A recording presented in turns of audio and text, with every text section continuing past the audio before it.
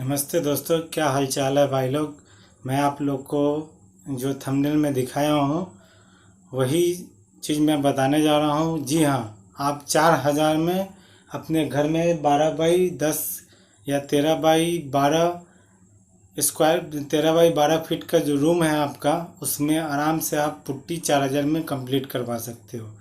जी हाँ, मैंने करवाया हूँ, इसीलिए मैं आपको बता रहा हूँ। क्योंकि मैं इतने कम पैसे में कैसे करवाया, क्या करनी होगी आपको। इस वीडियो के लास्ट तक बने रहिएगा ताकि आपको पता चलेगा मैं कैसे और किस तरह प्रोसेस किया।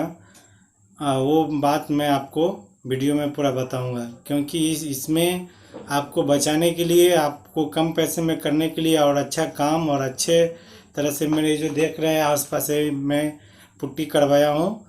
मात्र मेरे को एक मिस्त्री लेना पड़ा है, जो आप कहीं भी अच्छे मिस्त्री को 600 500 500 में तो नहीं आएगा, 600 700 में आएगा। और जो कोई भी मिस्त्री को आप कांटेक्ट देते हो तो वो लगभग आपको ह्यूज अमाउंट आपको बताएंगे। जैसे मैं 12,000 हो गया, 10,000 हो गया, 8,000 हो गया, 7,000। जैसा मिस्त्री आएगा तैसा रेट बताएगा। आपको सुनकर आपका माथा ख़राब हो जाएगा कि एक घर में पुट्टी करवाने में 10-15 हज़ार जो निकल जाए तो बहुत बड़ी बात है। आम आदमी के लिए तो बहुत बड़ी बात है। इसलिए मैं बता रहा हूँ कि इसको कम पैसे में आप कैसे कर सकते हैं। आपको रखनी है एक मिस्त्री, जो अच्छा मिस्त्री होना चाहिए, और उस मिस्त्री को रोज़ के हिसाब से रखिए। आपका काम लगभग, मैं बता रहा हूँ, वो मिस्त्री जो अच्छे से करें तो आपका काम 2 दिन में कंप्लीट कर देगा। अगर जो झुलाना चाहे तो वो चाहे तो 4 दिन भी लगा सकता है। और कहते हैं ना कि 1 कोट 2 कोट 3 कोट, ये सब कस्टमरों को उलझाने के लिए बताए जाते हैं।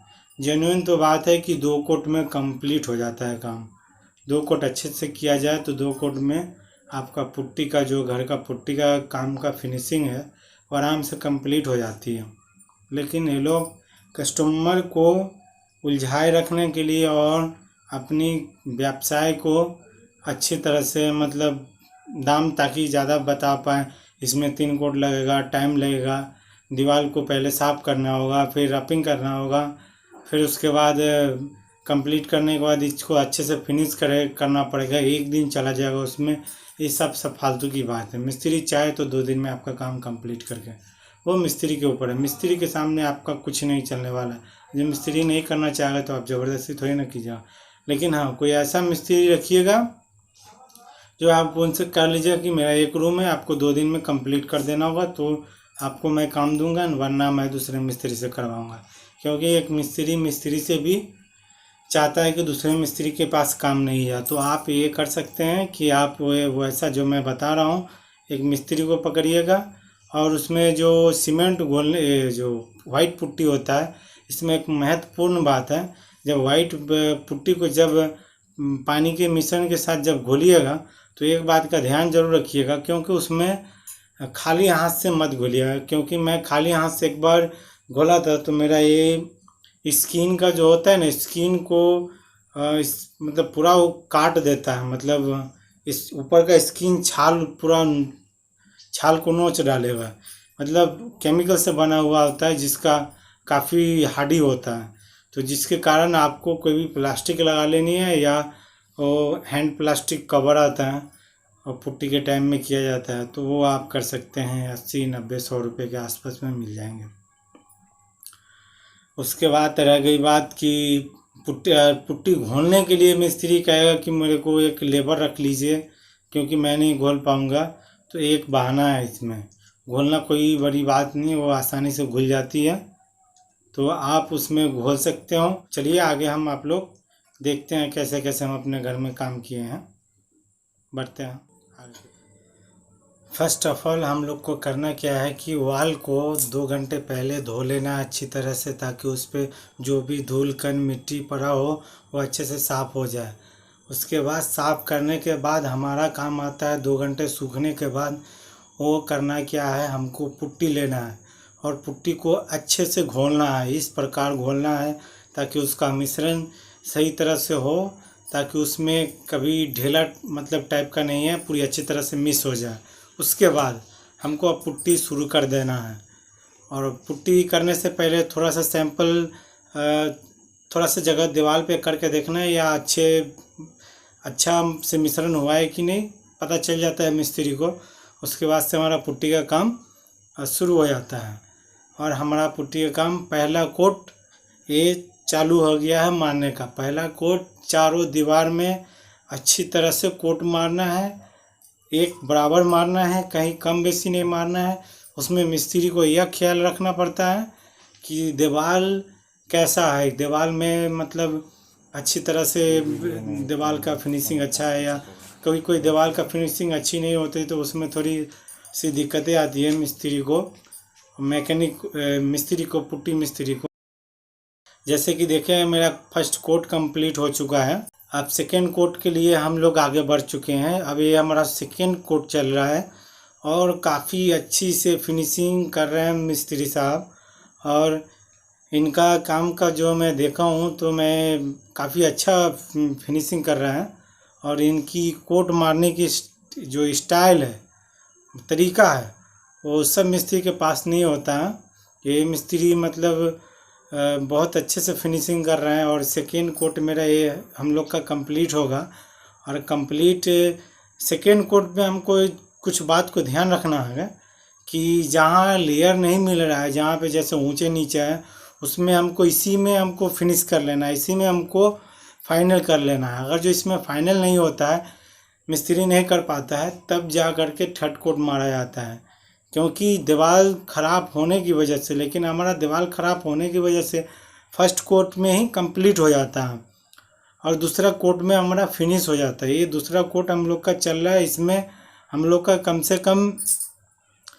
से कम बताएं तो 14 बाई 12 फीट की दीवार में लगभग 5 से 6 घंटे लगते हैं। जो हमारे मिस्त्री लगाए हैं टाइम, उस ये रेशियो के हिसाब से बता रहा हूँ, 5 से 6 घंटे लगे हैं। और 6 घंटे में अच्छी तरीके से इन्होंने फिनिशिंग किया है।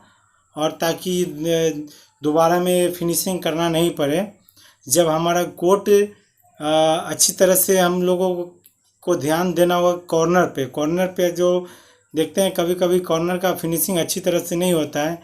एक कॉर्नर का फिनिशिंग हम लोग को अच्छी तरह से करना है, क्योंकि यह मिस्त्री को बोलना पड़ता है कि कॉर्नर का फिनिशिंग हमारा है जो अच्छी तरह से आना चाहिए।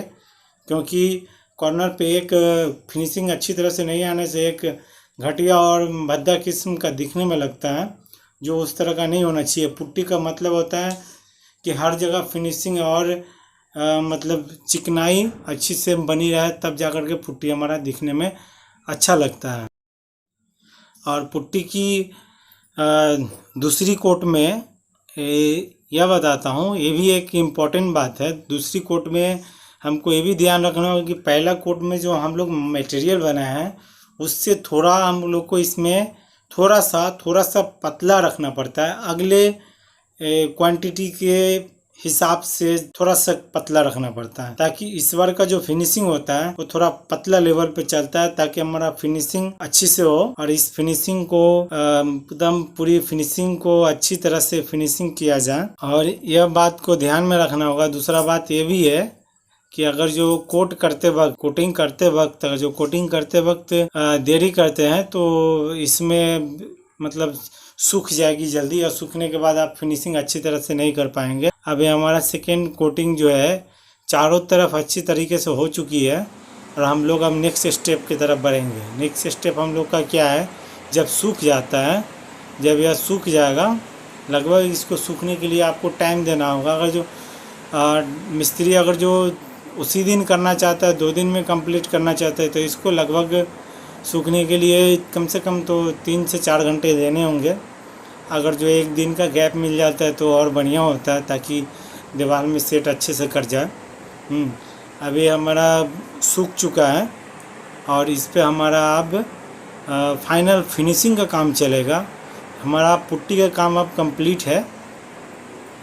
अब इसमें हमारा फिनिशिंग का काम में हमको सीज पेपर लेना है, वाटरप्रूफ सीज पेपर लेना है, और 20 mm का लेना है।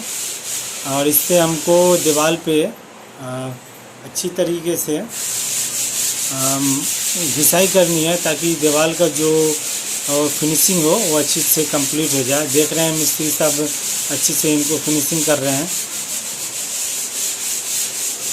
और ये कितना शानदार अब घर मेरा है, देखिए चारों तरफ दिखने में एकदम अच्छा लग रहा है। फिनिशिंग करने के बाद तो और ही बहुत ही बढ़िया लगेगा। तो ये हमारा चलिए फाइनल हो गया है। तो आप लोग समझ चुके होंगे कि हम लोग